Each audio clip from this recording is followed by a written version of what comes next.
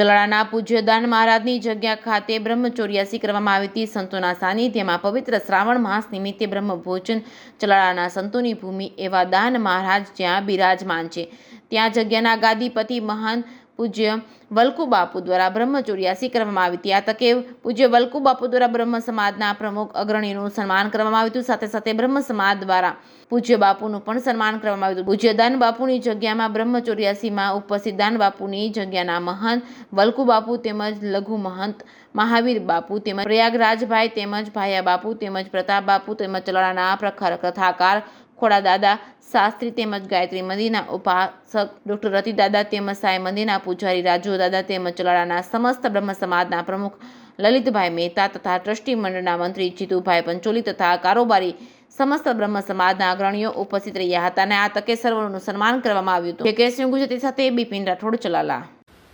શ્રાવણ મહિનાના પવિત્ર સોમવારે આજરોજ દાન મહારાજની જગ્યાના ગાદીપતિ શ્રી પૂજ્ય વલ્કુ બાપુ દ્વારા ચલાળા મીઠાપુર સમસ્ત બ્રહ્મચોર્યાસીનું આયોજન કરવામાં આવેલ હતું। ચલાળા મીઠાપુર સમસ્ત બ્રહ્મ સમાજના ભાઈઓ અને બહેનો વિશાળ સંખ્યામાં દાન મહારાજની જગ્યામાં ઉપસ્થિત રહી મહાપ્રસાદનો લાભ લીધો હતો। પૂજ્ય બાપુ અને એમના પરિવાર દ્વારા ચલાળા સમસ્ત બ્રહ્મ સમાજના અગ્રણીઓનું સન્માન કરવામાં આવ્યું હતું। આ સન્માનની અંદર જે મારું સન્માન કરવામાં આવ્યું એ ખરેખર મારું સન્માન નહીં, પણ મારી સાથે સેવા આપતા મારી ટીમનું સન્માન છે।